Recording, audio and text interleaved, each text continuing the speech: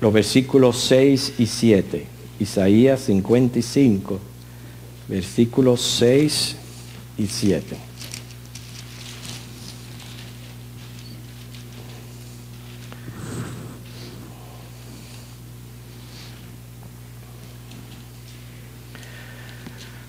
Y una vez tenemos el pasaje listo, lo vamos a leer todos juntos. Isaías 55, 6 y 7. ¿Ya? ¿Sí? Lo leemos. Dice: buscad a Jehová mientras puede ser hallado. Llamadle en tanto que está cercano.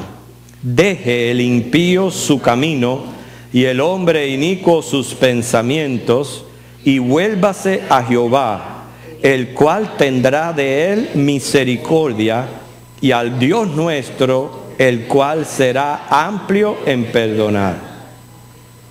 La semana pasada estuvimos enfocando el tema acerca de la ira de Dios, un tema que provocó el versículo 2 del capítulo 1 de Zacarías, que es el libro que estamos estudiando en este momento, donde ahí dice: se enojó Jehová en gran manera. Y creímos, ¿verdad?, pertinente tratar este tema porque es de suma importancia, y una de las cosas que valorizo del tiempo de nuestra clase fue casi uno de los últimos comentarios que hizo nuestro hermano José, que aquí presente, cómo nos ayudó a entender que la ira de Dios es una reacción, no es un atributo en sí, es propio más bien del carácter perfecto de Dios, de sus atributos que son justicia y su santidad. Por eso que esta ira va a durar mientras exista pecado. El pecado es lo que ha provocado más bien esa reacción de ira en Dios.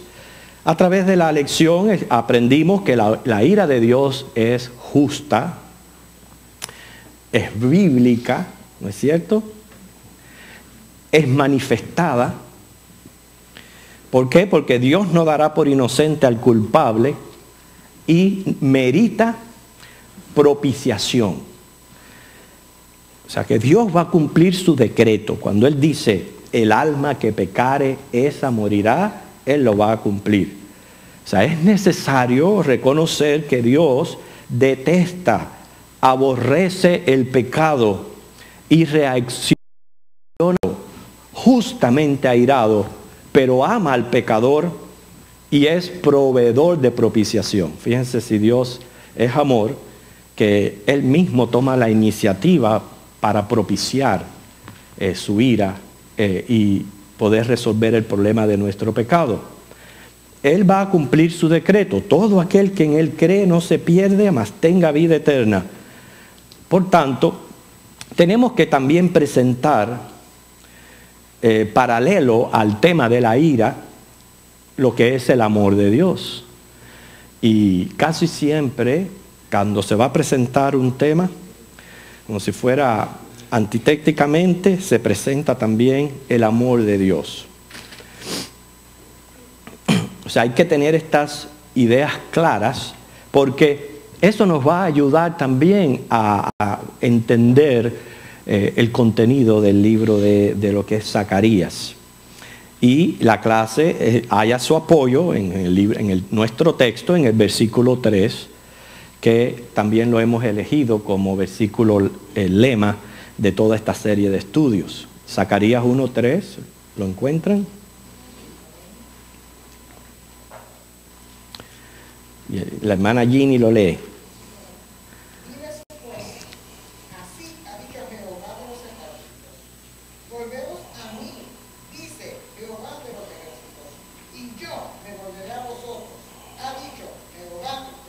Okay. Fíjate, hay un llamado aquí a volver, a que el hombre vuelva a Dios. Claro que dentro del contexto se le hace un llamado al pueblo de Israel que se había apartado tras ídolos había dejado de confiar en Jehová y había hecho alianzas con inclusive enemigos propios como Egipto, había hecho alianza con ellos. Y todo esto provocó lo que fue el cautiverio babilónico.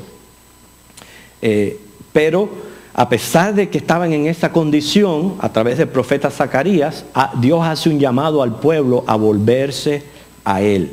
Quiere decir, Dios no nos da la espalda por el hecho de ser pecadores.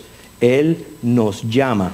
Y el llamado implica que hay disposición en ese Dios que está airado para perdonar, para recibir al pecador. Yo encontré interesante este artículo que recibo acerca de preguntas, donde dice, ¿qué significa que Dios es amor? Bueno, vamos a ver primero lo que la Biblia dice acerca del amor y vemos cómo estos ejemplos se aplican en la persona de Dios. ¿Cuál es el capítulo clásico del amor? Primera de Corintios 13. Estamos por el día 14, se celebra el Día del Amor y la Amistad. Y no hay cosa más hermosa, ¿verdad?, que sentir, practicar lo que es el verdadero amor, el amor que es ágape, el amor que no busca lo suyo, sino que siempre está procurando el interés de la otra persona. Ese es el amor que hemos experimentado en Dios. Es el que más se puede ver en una madre hacia su hijo. Es el que Dios desea ver entre cónyuges, etc. Primera de Corintios 13, del 4 al 8, dice, el amor es sufrido, es benigno. El amor no tiene envidia, el amor no es jactancioso, no se envanece, no hace nada indebido, no busca lo suyo, no se irrita, no guarda rencor, no se goza de la injusticia, mas se goza de la verdad. Todo lo sufre, todo lo cree, todo lo espera, todo lo soporta. El amor nunca deja de ser. Prácticamente puede ser una descripción de Dios, porque Dios en su esencia es amor, así es como Él es. Y la más grande expresión del amor de Dios nos es comunicada en Juan 3:16, ¿verdad? Que es el versículo que la mayoría de los cristianos conocemos de memoria. Y me gusta mucho también Romanos 5:8. ¿Te conoce ese? Mas Dios muestra, Cristo murió por nosotros. O sea que no hay quien pueda murmurar en contra de Dios, porque en su esencia Él es amor y Él lo manifestó a los hombres, precisamente dándonos un propiciador en Cristo Jesús. Por eso vemos que el deseo más grande de Dios es que nos unamos a Él en su hogar eterno en el cielo. Y Él hizo posible este camino pagando el precio por nuestros pecados. Además, Él nos ama porque así lo decidió como un acto de su voluntad. Como el amor perdona, es que podemos con toda confianza venir ante el Señor arrepentido y confesar nuestros pecados. Él es justo para limpiarnos de toda maldad. Pero también el amor de Dios no se impone a nadie. Dios no se le impone al hombre para que lo ame. Tiene que ser un amor de corazón. El amor de Dios muestra bondad hacia todos. Jesús prodigó el bien a todos sin parcialidad. El amor estuvo y está siempre viendo por los intereses de otros. Cuando hablamos del amor de Dios tenemos que verlo en tres aspectos. Número 1, la gracia, la misericordia y la longanimidad.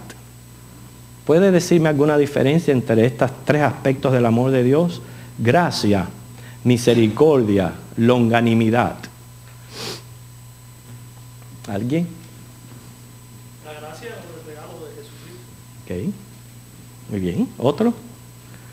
Gracia, misericordia y longanimidad. Misericordia por nuestros pecados que nos perdona y nos da. Ok. Longanimidad. Bueno, entonces. Ok. Que vamos a aprender la diferencia entre estas tres manifestaciones del amor propio de Dios. Okay, como dice el hermano, la gracia es recibir lo que no merecemos.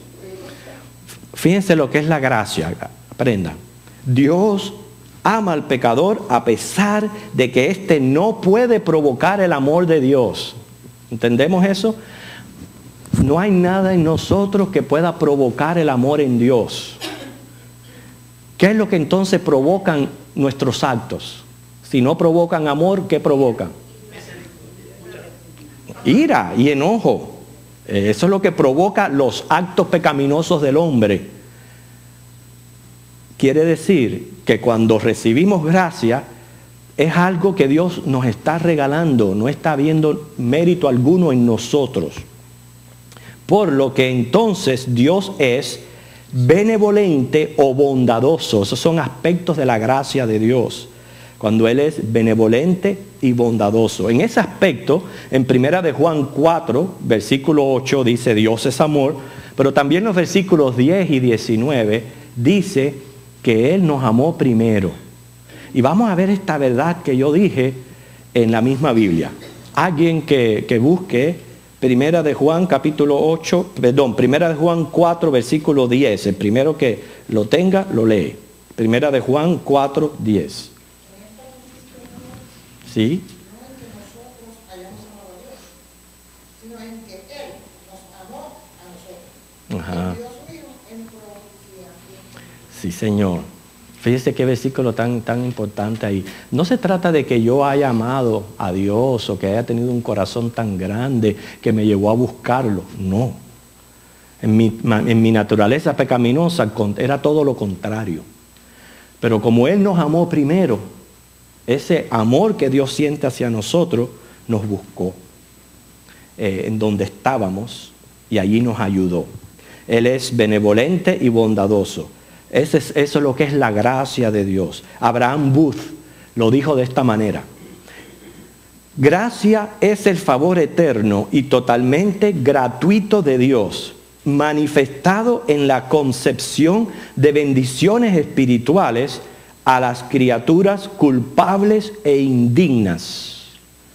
Qué buen concepto, ¿verdad? Que dijo Abraham Booth.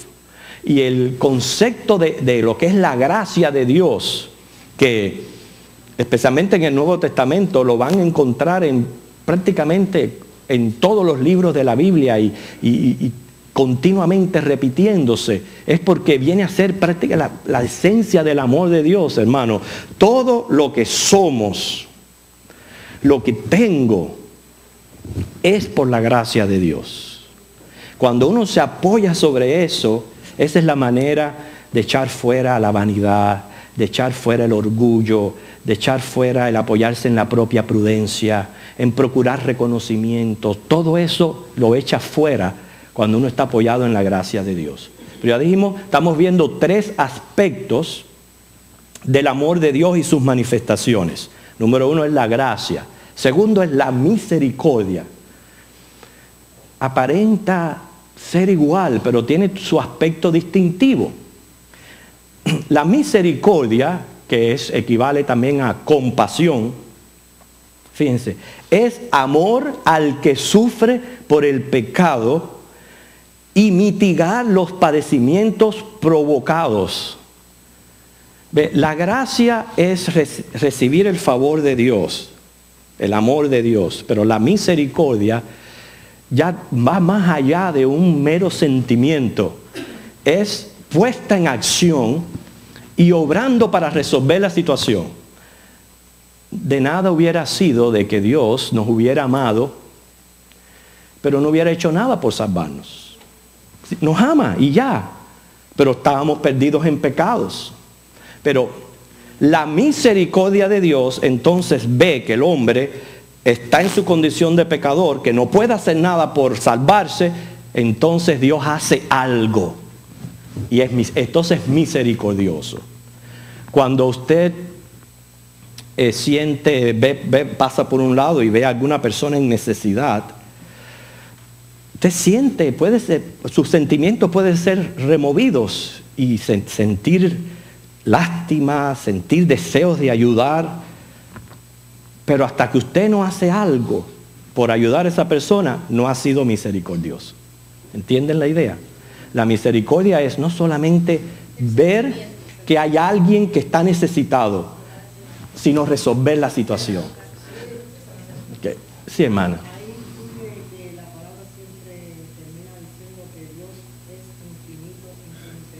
Así es infinito. Y Lamentaciones dice, son nuevas cada mañana. Es la disposición, fíjese qué tan interesante es esta palabra misericordia, porque no es solamente el recibir el amor de Dios, sino el saber que Dios está dispuesto siempre a resolver nuestras situaciones, a ayudarnos en nuestros problemas, a santificarnos, a levantarnos. Por eso es que es su misericordia, de ahí viene la palabra también clemente, tener clemencia. Y la tercera manifestación es longanimidad.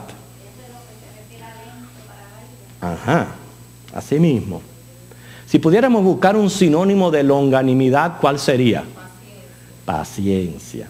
Ustedes saben mucho. Eso es lo que es. Ya saben que longanimidad es paciencia.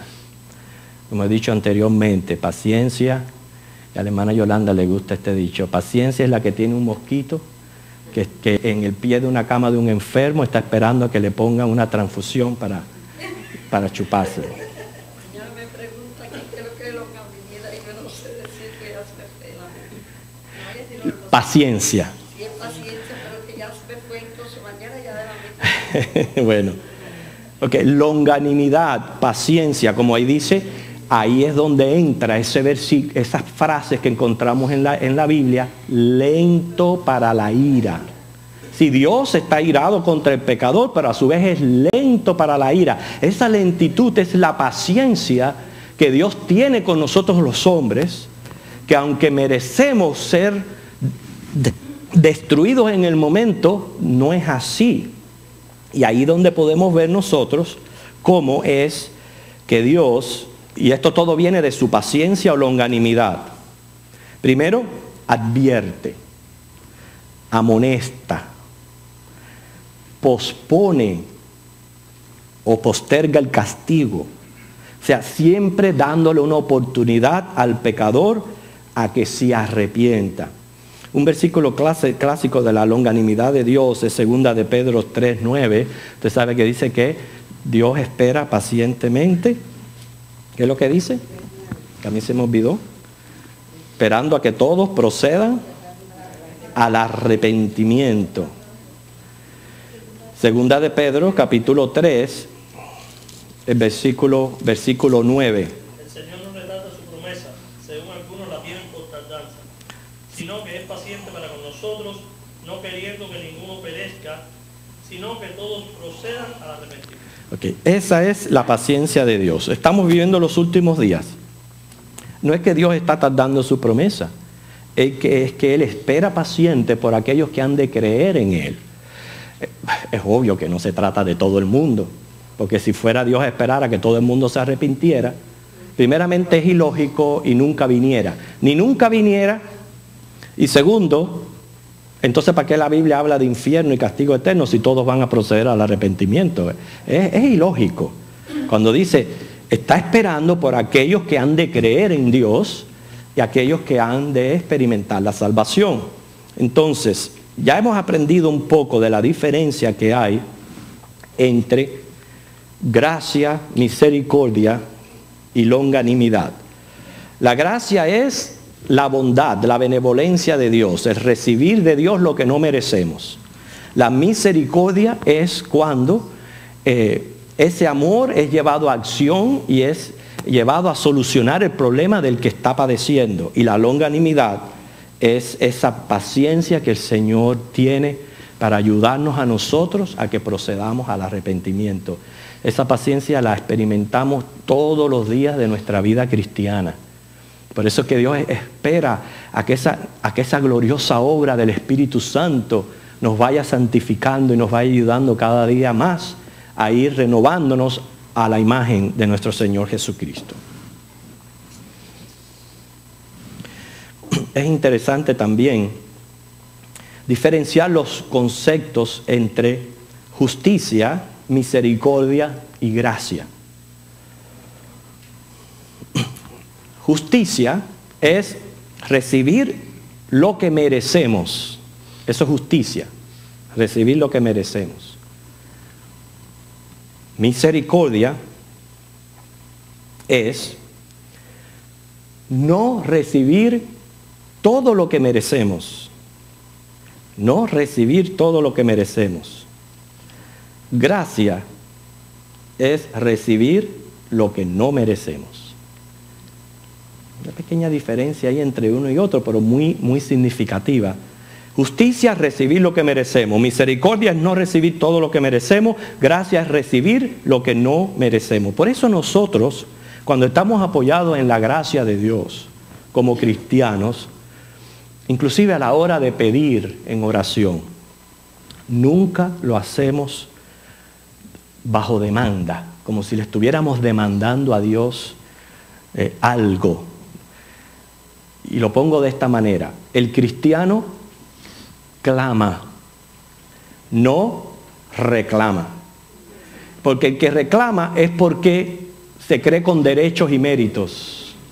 Pero el que clama es porque sabe que carece de todo derecho y mérito, y lo que está es apelando a la gracia de Dios. Y entonces recibe no lo que merece, sino recibe lo que no merece. Más bien es cuando uno actúa así. Y no es malo apoyarse en las promesas de Dios. Usted puede orar y pronunciar una promesa de Dios, pero siempre lo que importa es el espíritu de adentro del orador, que no es pensando de que merece algo, sino todo lo contrario. Por eso cuando uno le pide a Dios, uno debe de tratar de evadir el decir: ay, hermano, Dios, ten misericordia del hermanito, porque mira todo lo que hace para ti, porque mira esto, mira lo otro, porque ahí está poniendo de relieve los méritos del ser humano. Y que por eso, fíjese, eso es, fíjese lo profundo de eso, que es prácticamente volver a Dios deudor del hombre, y Dios no le debe nada a nadie. Dios no le debe nada a nadie. O no podemos hacer a Dios deudor nuestro. Por eso cada vez que yo voy a Él en oración, tengo que hacerlo con un espíritu humilde, humillado ante su poderosa mano, y en ese reconocimiento que todo lo que recibo es por gracia. Permítanme hacer una ilustración acerca de justicia, misericordia y gracia. Se dice que cierto niño era muy desobediente a su padre. Y un día el padre lo confronta por su comportamiento y le dice que ese comportamiento tenía consecuencias, que lo iba a castigar. Y inclusive le dije: este castigo me va a doler más a mí que a ti, pero tengo que castigarte. Te voy a dar 2 palmadas para que aprendas justicia. ¿Okay? Te voy a dar 2 palmadas para que aprendas justicia. Cuando se prepara el padre, el niño solamente le da una. Cuando le da una, el padre para. Y el niño le pregunta: padre, no me has dado 2, sino una. Esto no es justicia. El padre le responde: hijo, he cambiado la justicia por la misericordia. Te he dado lo que merecías, pero no todo lo que merecías. He decidido enviarte al cuarto por un día y que no salgas hasta que hayas reflexionado en lo que hiciste. Pero 1 hora más tarde, el padre va al cuarto y le dice al hijo: hijo, voy a comprar helados. ¿Quieres ir conmigo? Pero el niño le dice: ¿pero para qué voy a ir y verte comer helados? Dice: no, el helado es para ti. ¿Y quién va a pagarlo? Yo voy a pagarlo.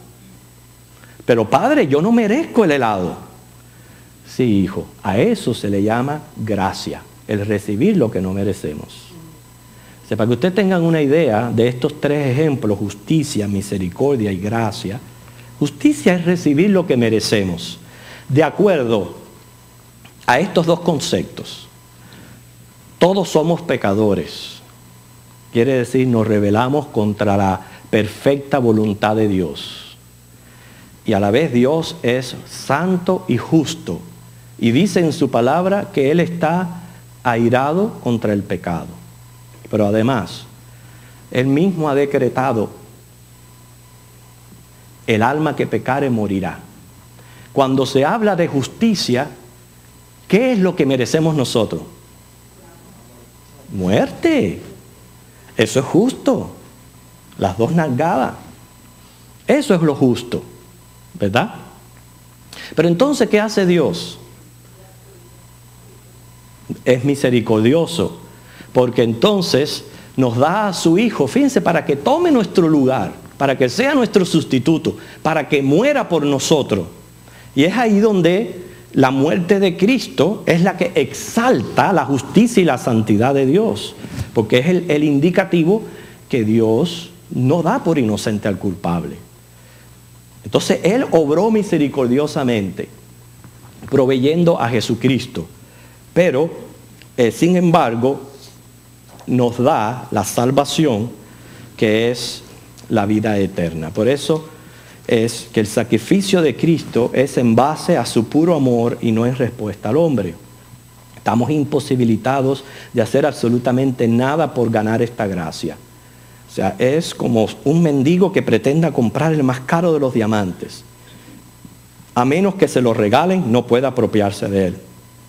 Quiere decir, a menos que nos regalen la salvación o la vida eterna, no podemos alcanzarla. Cada vez que yo escucho, inclusive hermanos cristianos, decir, no, porque si no haces esto, no te ganas el cielo. ¿Usted no lo ha escuchado a veces decir? ¿No es cierto? ¿Usted cree que eso esté de acuerdo con la verdad bíblica? Bueno, ayúdenme a entender eso. ¿Por qué no está de acuerdo con la verdad bíblica? No hay nada que podamos hacer para ganar la salvación. Porque no es por obras. No es por obras, es cierto. No es algo que nosotros no merecemos. Y Dios es misericordioso Ok. con todos sus hijos. Pero entendemos entonces que el cielo no se gana. No se gana para nada. Se recibe como regalo. Okay. Es obvio que nosotros tenemos que hacer buenas cosas, buenas obras. Y las obras lo que hacen es justificar la fe. ¿Por qué las obras justifican la fe? A ver, ¿alguien me explica eso? Porque si estamos diciendo que el cielo no lo ganamos por obra, es un regalo de Dios, entonces ¿por qué debemos hacer obras? ¿Quién me explica eso? ¿Por qué justifica la fe? ¿Pero por qué? Por el fruto, porque el cristiano por la fe da fruto de esa fe en hecho. Ajá, muy bien. A ver, otro, él. Por el amor que Dios nos ha enseñado que tenemos hacia los demás. Ok, muy bien.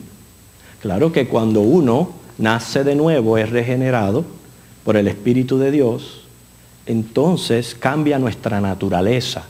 Ya nuestra naturaleza no viene a ser tan egoísta y centrada en uno mismo. Uno viene a sentir amor hacia los demás.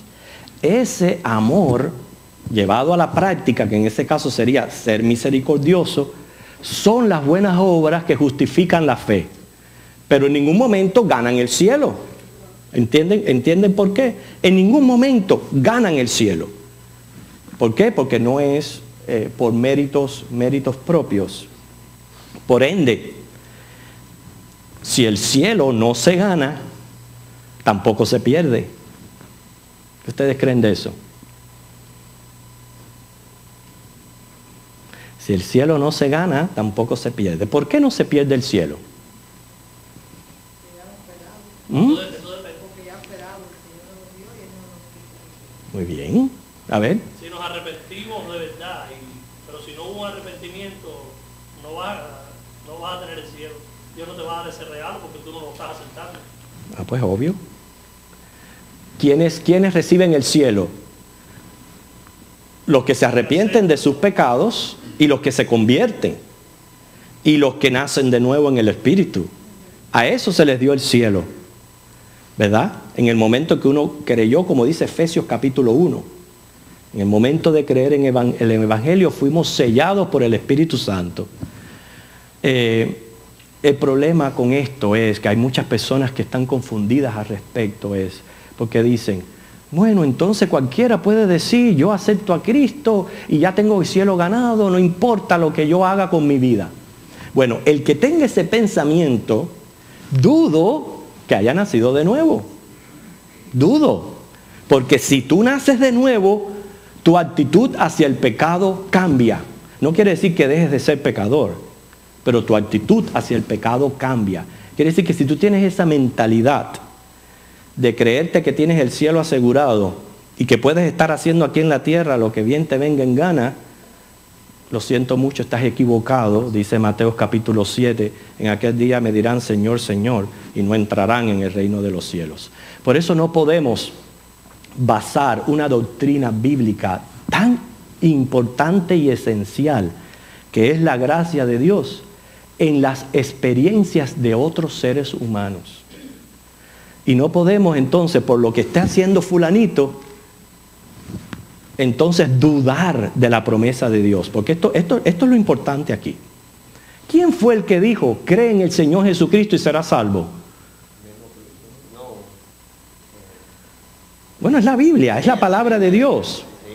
¿Quién dice, ahora un versículo más común, el versículo Juan 3:16, para que todo aquel que en él cree no se pierda, mas tenga vida eterna? ¿Quién lo dijo? La voz de Dios. En 1 de Juan 5, 11 y 12, ¿quién fue el que dijo, este es el testimonio, el que tiene al Hijo tiene la vida, el que no tiene al Hijo de Dios no tiene la vida? ¿Quién fue el que lo dijo? Dios. Entonces, dudar de una salvación o de la seguridad de la salvación es dudar de Dios. Dudar de Dios. Por eso cuando viene a ver con la salvación, hermano, eso es una experiencia muy personal de cada ser humano con Dios. Es una experiencia muy personal. Nadie puede garantizar ni la condenación ni la salvación de otra persona. Eso es algo muy íntimo. Inclusive dice Romanos 8 que el Espíritu da testimonio a mi espíritu que soy un hijo de Dios. Y por lo tanto, una vez es recibido por gracia la salvación, que equivale al cielo, en ningún momento Dios me lo va a quitar. Eso es ya seguro. Aparte de eso, Hebreos capítulo 10 dice que con una sola ofrenda hizo perfectos para siempre a los santificados. Se hizo perfectos para siempre. Todo eso tenemos que tener en mente al entender el amor de Dios. O sea, la salvación es pura iniciativa de Dios, no es iniciativa del hombre. No podemos tampoco pensar, bueno, ya Dios lo hizo todo en la cruz, ahora le toca al hombre venir a Dios. Eso tampoco es bíblico. El hombre no puede venir a Dios si no es ayudado por Dios. Pero tampoco se equivoquen. Cuando el hombre es traído a Dios, tiene que creer en el Evangelio. Y es ahí su responsabilidad. Tiene que creer en el Evangelio. O sea que hay que tener todas estas ideas claras en nuestra mente para comprender las Escrituras. O sea, el hombre debe de responder al regalo de Dios. De nada te vale que si esta es la salvación y yo se la presento aquí al hermano, ¿qué usted tiene que hacer? Extender la mano. Es más, si yo les digo esto, no, de verdad, tengo mis llaves. Jesús, allá afuera hay un carro 2012. Tómalo.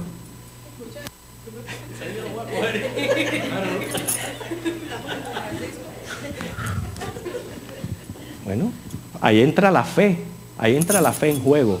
Usted puede sentarse ahí y decir, y nadie regala nada, ¿cómo me va a regalar un carro? O, ¿qué es lo que tengo que hacer inmediatamente para el carro? Aquí hay una trampa. Yo no sé si ustedes la han experimentado, pero por correo Han llegado hasta las llaves de carro. A mí me llegó Unas llaves de auto. Sí. Yo lo boto en la basura porque yo sé que eso es un agarre. Claro. Y a veces también me digo por dentro, y si es verdad lo que dice. Y si es verdad que me van a regalar el carro. Entonces te lleva así como a divagar en la mente entre creer y no creer. Eso es exactamente así el Evangelio, hermano. Cristo murió en la cruz del Calvario para salvarnos, para darnos vida eterna, limpiar nuestros pecados y regalarnos el cielo. Pero yo creo o lo dudo, lo recibo o lo rechazo. O sea, yo tengo que creer. Es un imperativo bíblico el creer en el Evangelio para apoderarse de ese regalo de Dios. O sea que, y aún así, es el mismo Espíritu Santo quien nos ayuda convenciéndonos de pecado, justicia y juicio. Por eso es que tenemos aquí en nuestro texto, en Zacarías, este llamado de Dios, porque ese es el libro que estamos prácticamente por estudiar, porque estamos como tratando ciertos temas de introducción que nos ayuden a entender después el contenido del libro. En ese versículo 3, donde después de expresar Jehová su enojo, dice, así ha dicho Jehová de los ejércitos, volveos a mí, dice Jehová de los ejércitos, y yo me volveré a vosotros, ha dicho Jehová de los ejércitos. Ese es el llamado de Dios. Y el Señor Jesús lo enseñó. Miren cómo lo enseñó. Dice Juan 6:44. Ninguno puede venir a mí si el Padre que me envió no le trajere, y yo le resucitaré en el día postrero. Este es el llamado de gracia. Esta es la obra que realiza el Espíritu Santo, llamando al hombre. Sin esa ayuda, el hombre por sí mismo, lejos de buscar a Dios, hace todo lo contrario. Por eso es que ese es el estado de muerte espiritual. El estado de muerte espiritual es no querer saber nada de Dios. Absolutamente nada. Y así estábamos hasta que el Espíritu Santo nos ayudó y nos trajo a Cristo. Cuando nos trae a Cristo, entonces nosotros tenemos que venir a Él. Venir a Él es responder con fe. Por eso a la par dice Mateo 11:28, venid a mí todos los que estáis trabajados y cargados, y yo os haré descansar. Por eso es triste que dice, muchos son llamados, mas pocos los escogidos. O sea que paralelo a su enojo, el profeta también presenta el amor, la gracia, la misericordia divina, y cómo Dios está dispuesto, a pesar de que está enojado, a perdonar, a recibir al que viene a Él arrepentido. Y ya una de las maneras de manifestar su misericordia es a través de las admoniciones o advertencias que siempre preceden a sus juicios. Y eso es lo que está haciendo Zacarías. El pueblo de Israel se había apartado de Dios. Se había apartado tras los ídolos paganos. Se había apartado, repito lo que dije al principio de la clase, haciendo alianzas con países enemigos. Y todo eso provocó el enojo de Dios. Lo provocó. Pero antes de enviar el juicio, ¿qué hizo Dios? Por su misericordia, enviar a los profetas. Por eso que en la Biblia se encuentran todos esos 12 profetas que hay en la Biblia. Casi todos, su misión era llamar al arrepentimiento, advertir al pueblo que se había alejado de Dios, hacerles entender que deben de volver a Dios para evadir el juicio. Por eso que dice, se enojó Jehová en gran manera contra vuestros padres. ¿Se convirtió Israel? No. ¿Por qué? Porque sufrieron el cautiverio. Fueron llevados cautivos a Babilonia.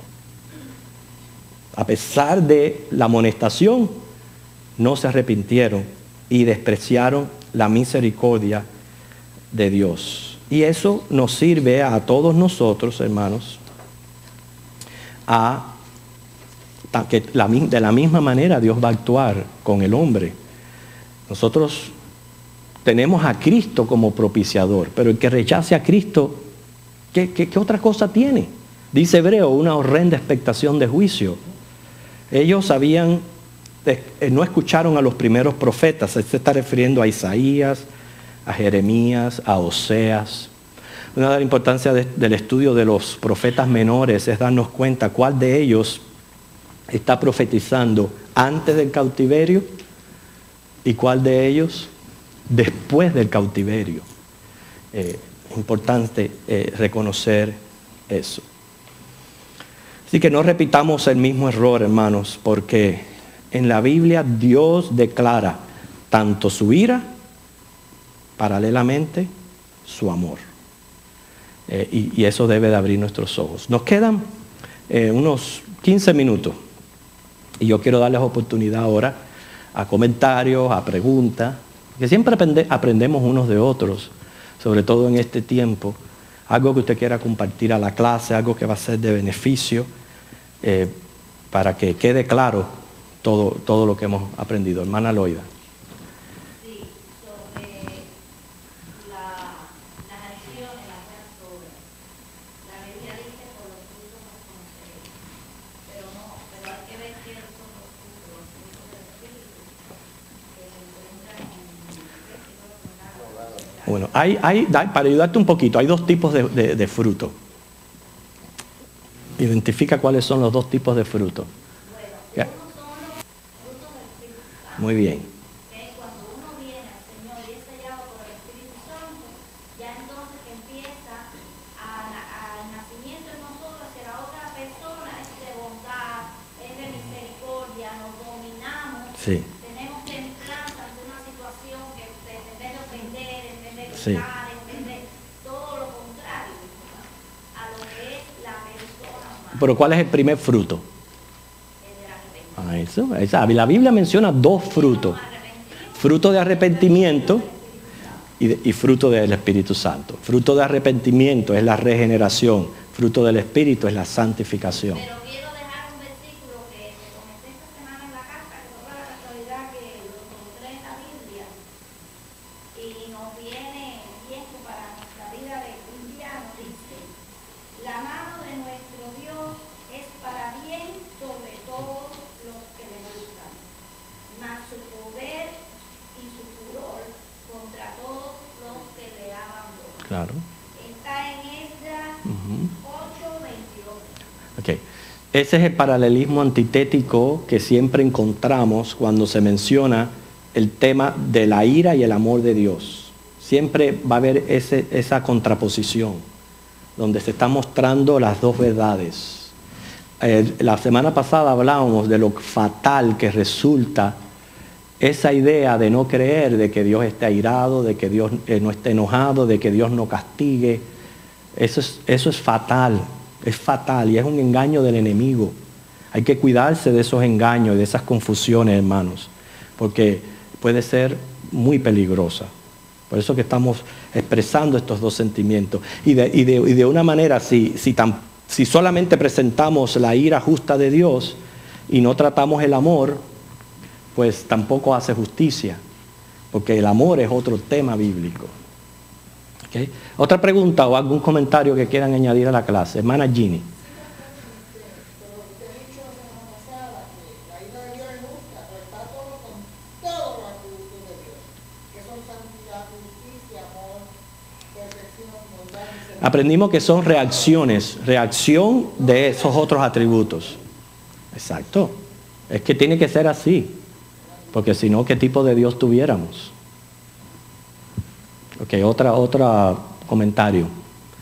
¿Qué aprendieron hoy acerca del amor de Dios? Es muy grande, Ajá. muy verdadero, es un amor que No se puede comparar, ¿verdad? Cuando uno sabe lo que uno es y decir, a pesar de lo que uno es, Dios me ama, es tremendo. Hizo algo por mí, especial. En casa de una señora que casi nunca voy, y allí, y ella estaba enojada con su esposo, pero el esposo es diabético. Y entonces él hizo un bostezo y ella dijo, ay, parece que tiene el azúcar baja. Digo, pero dale algo de comer. Dice, no, porque estoy brava con él. No, Dime tú. no.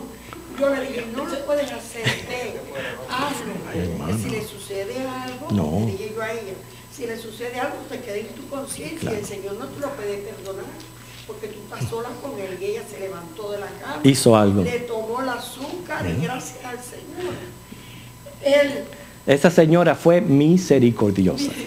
sí, le tomó el azúcar y la tenía baja, le dio alimento y él se puso bien. Porque hay veces que el coño lo que merece que un palo por la cabeza.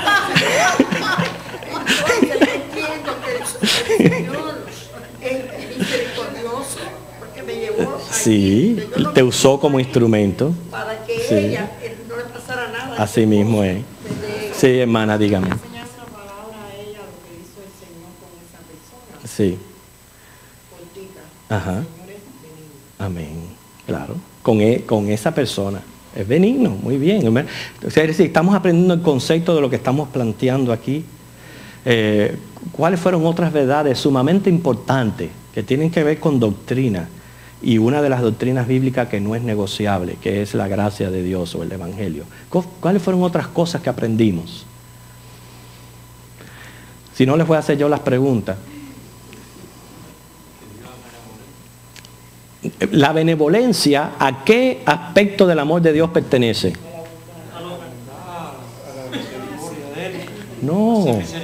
No, a la gracia.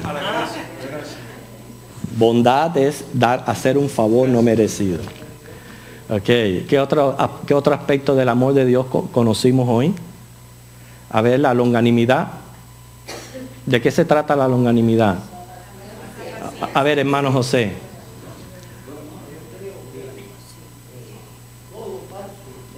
Claro, todas son manifestaciones del amor.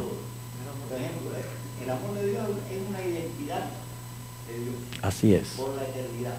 Ujú. Ahora, Dios muestra su misericordia precisamente porque la misericordia es una consecuencia del amor de Dios. Ujú. Para que haya misericordia tiene que haber falta.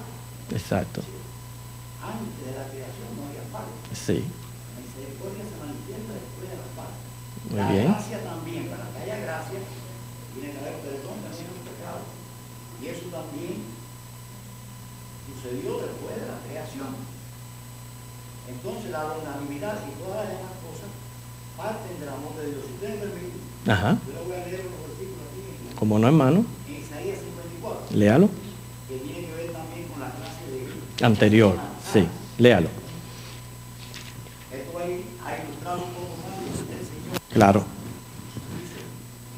Por un breve Perdón, hermano, nos dice el versículo y todos lo buscamos. 54, versículos 7 y 8. Que Isaías 54, versículos 7 y 8. Ajá. Ahora sí léelo. Por un breve momento te abandoné, pero te recogeré con grandes misericordias.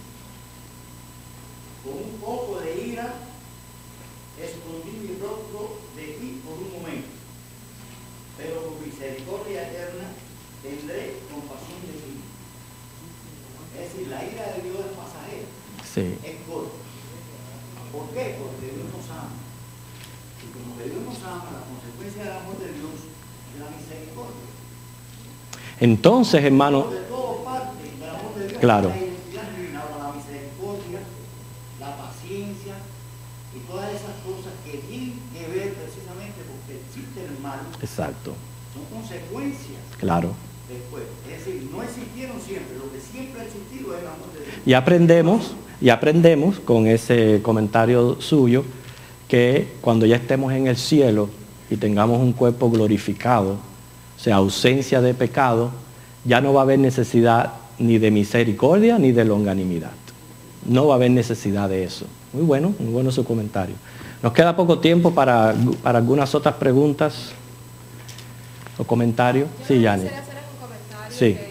que hemos aprendido mucho hoy, que el Señor lo que nos da es por misericordia, por gracia y por paciencia que tiene con nosotros. Sí.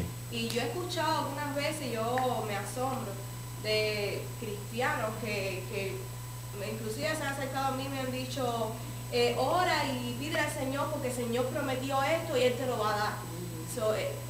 Pero me lo dicen como que yo tengo derecho, porque Él lo dijo, a reclamar. Y hay que tener tanto cuidado con esto. Y esto es lo que yo quiero comentar, que hay hermanos que en otras iglesias que piensan que tienen ese derecho, que porque el Señor dijo, Él me lo va a dar, yo tengo derecho a eso. Sí, reclámalo, que Él lo prometió y tiene que reclamar. Ahora, fíjense lo que aprendimos. Lo que aprendimos es que no necesariamente sea indebido mencionar una promesa de Dios. Usted puede mencionarla, usted puede apoyar su fe en esa promesa. Pero lo que aprendimos es con qué espíritu usted ora. ¿Usted ora con un espíritu de reclamante o alguien que está clamando? Ese es el espíritu que hay que averiguar, qué es lo que mueve a uno a mencionar una promesa de Dios y a pedir basado en esa promesa. Si usted está reclamando o clamando. Si usted está reclamando, lo siento mucho. Está mal porque derecho no tiene. Y si usted está clamando, usted va a ver la bondad de Dios. Sí.